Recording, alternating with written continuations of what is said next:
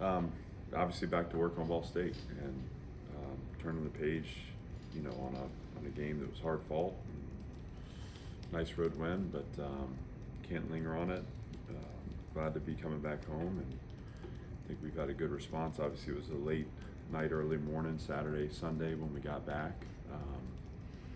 So we've tried to prioritize rest. We're all also in the middle of the season, so dealing with wear and the tear of what's been a physical year so far. So, no major updates in terms on the injury front, but certainly some bumps and bruises that we're needing to take care of here early in the week. We're going to need to play a physical game again this Saturday at home, and we're going to play against an opponent that Mike New is a coach I have a ton of respect for, and great offensive mind that is going to make it challenging on us. Going to find ways to stay on schedule. They're among the best in the country in terms of time of possession. So again, we'll be looking in the mirror that way a little bit, playing against a team that has a similar strategy as we do. They're really good in the red zone in terms of their offense, and so winning for us is building to stops and getting our offense on the field against their defense, and hopefully playing the game that way.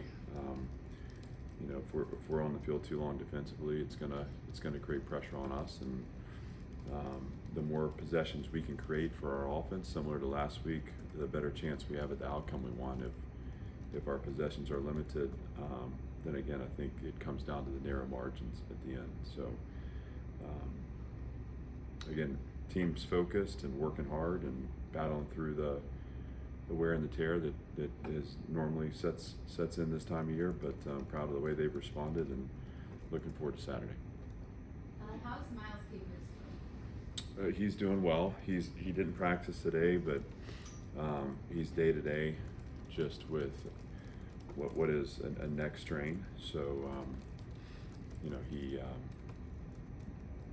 we'll see if we can work him back in before Saturday. But obviously, a guy that means a lot to us when he's available, and right now he's listed as questionable, but certainly we're hopeful that he can be with us Saturday playing. You guys got the 2-minute defensive stop to win the game, which had been in the past a little bit of an issue for you guys. What this time around did you guys do better compared to a Georgia State or whatever? There was again, the Georgia State situation. They got in rhythm early. Kentucky did too. It's different though. I mean, there was a scramble in there. We've grown and matured in our execution of that package.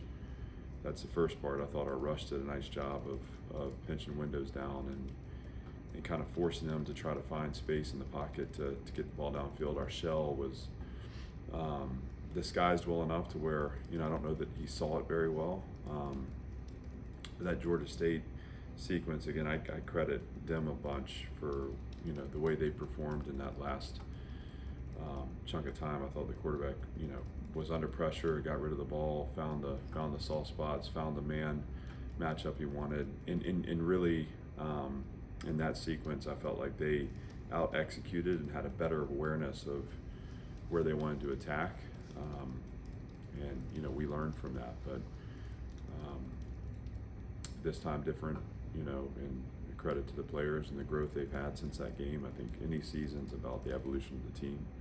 So obviously we want to learn as many lessons as we can from positive results, but sometimes the most painful ones are the most formative, and that Georgia State result was certainly something we needed to grow from. Does the plan at quarterback change at all heading into Saturday, especially with a lot of tough games coming up even after this one in the SEC? No, we need to put our best group out there and play the way they play to help us get the result we want, and we won't adjust that at all, because every game is a big game for us. So independent of what is beyond Saturday, and independent of what has happened before Saturday, the focus is Saturday and getting everything we can out of this team in an important game in our season. They have one of the best tight ends in the country, and you know Alabama's tight ends. I feel like gave you guys a little bit of those problems a couple weeks ago. What do you guys need to do to try to neutralize them as best you can? Well, part of Alabama's success was, you know, they got us in some zone seams that you know, that we need to do a better job with. Not to take anything away from the plays they made, but certainly those were learning moments for us too. You know, that we got to get in reroute positions in those situations, or if we're in cover two, we have to have kind of the middle read player playing with quarterback awareness and not, you know, running to the skill side and leaving that backside seam wide open. That's not to say that there's still not space there to be made, but the goal is that you contest the space and make it a contested catch if it's going to be a catch. So independent of that, you know, obviously this is a really good tight end that we're playing against, and you know, to be effective against them, like, we're going to have to play some zone against these guys because they have a good run game and they get big bodies in there at times, and it's been a part of our formula all year.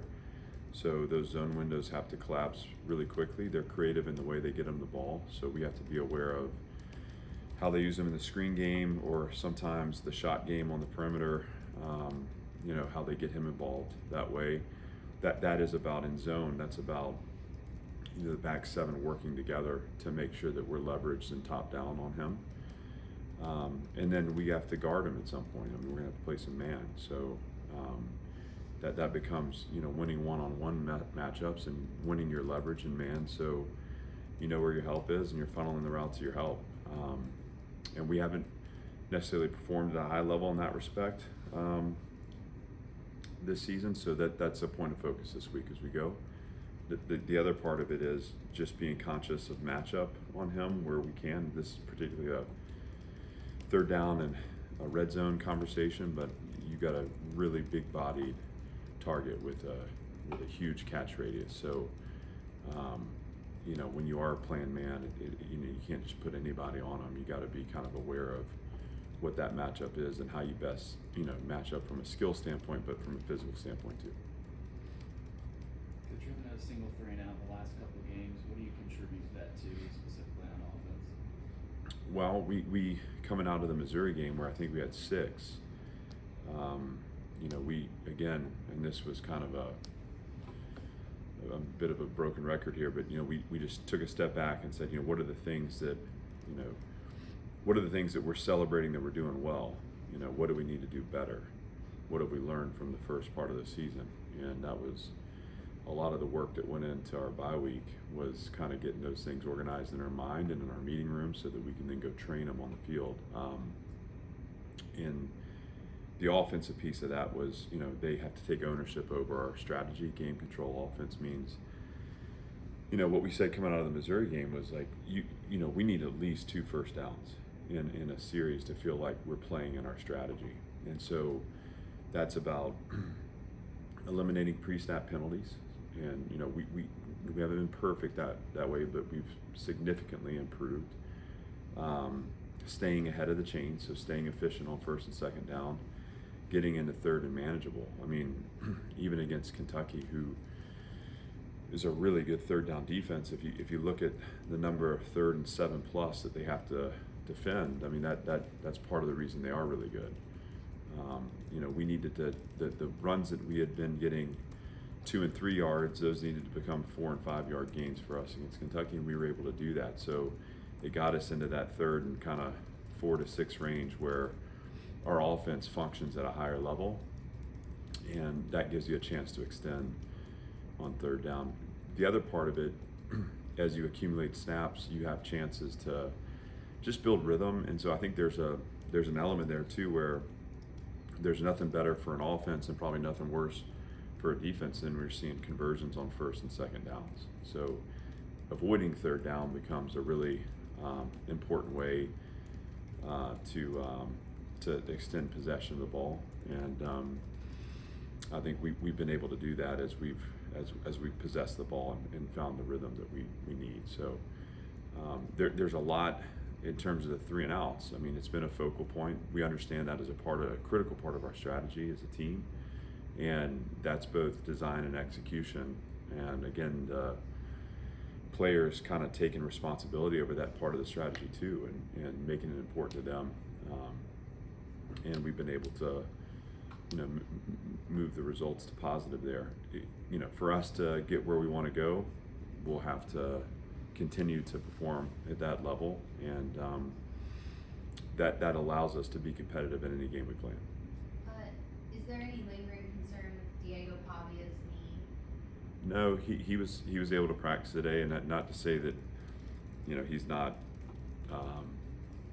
sore, but I didn't see any limitations there, and I'm just not worried about it. It seems like the trend in college football is teams going smaller at center, and you went way bigger, and Castillo seems to be playing well. What has made him successful after this position switch?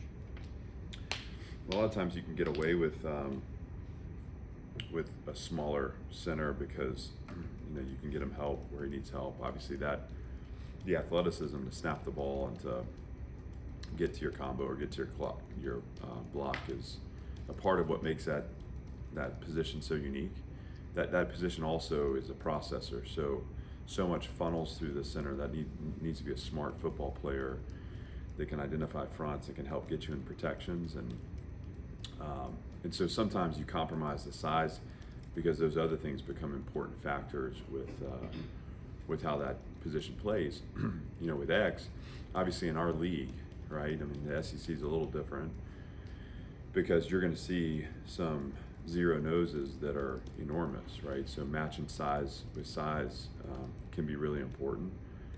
If you can't put a nose on your offense, meaning create the space through the middle of the defense that you need, it makes it really hard to get run game going and to be efficient on first and second down. So that was a priority in this. And then with X, he's actually a really skilled player who also is very smart. So he's taken to the change. Really hadn't missed a beat. I've been really proud of the way he's played. So I think the change is about X and Steven Soya understanding how we're going to best position this offensive line, taking ownership over new roles. It's the coaches identifying where the skills are best suited for what we need right now to be effective, and again, the work that goes in to allow for the performance on Saturday. But it's been a good change for us. Do you guys feel like with Texas coming up that the attention has shifted towards that at all, or you feel like they're focused on Ball State and the task ahead? We don't have focus anywhere other than, to be honest with you, the focus first is on us. It's what are the things that we want to pull, the learning, how do we improve? The focus on Sunday was, let's get a little additional rest, let's get in here, let's put the game to bed, and then let's introduce the next opponent. The focus today was on being urgent in our process, and we want to get off to a fast start Saturday, so we wanted to get the week off to a fast start. I thought the room was attentive and prepared, and the practice was fast. I mean, I look at the GPS numbers. I think our work rate was where it needs to be. So I'm going into some details, but that's our focus, and this is called process to us. It's just there's no external narratives that influence our process. There's no future schedule that influences it or past schedule. It's just about a focus first on us, and then how we adapt our strategies to best play against the opponent we face this Saturday, which is Ball State. And that's the conversation we had today, and these kids are dialed into it. Coach, how much of a blocker? Cedric Alexander throughout the season has been a good blocker. It feels like these last 2-3 weeks has really come on and has blocked more frequently and been designed to block. Just what have you seen there? And because on Diego's runs, he broke a couple big blocks there. Yeah, really proud. Again, these are points of maturity that you see in players. I think a lot of times, we talked about this exact thing on Sunday. In fact, I put up one of the blocks in front of the team. Said he ended up being our offensive player of the game for last week because of the physical nature of his play. I also credited the receivers too, because I think they're also playing very physically on the perimeter. That's a point of growth in our program, and I see that as just the evolution of an identity of the offense, right, and what the standards are of the offense. But if you go back a year ago to the Kentucky game that we played here at home, I don't know that I've been more embarrassed by an effort than the team put on that day, and we were very candid in our assessment of that in our meetings the following day, and very confrontational that way, because there's a lot of things as a competitor that you have to be okay with when you compete at this level, but one of those that we'll never accept is anything other than our highest level in effort. And part of that is making physical decisions. And so when you look at Seti, who's a really good running back and also a skilled receiver out of the backfield, the way he kind of lays it on the line physically for us is a tone setter for our offense. And it's a model to say, it doesn't matter whose turn it is with the ball, that if the other 10 guys take that same approach, that we can find explosive plays. And one of those runs in particular was a huge run. The tone of that down was set by Seti later on the line.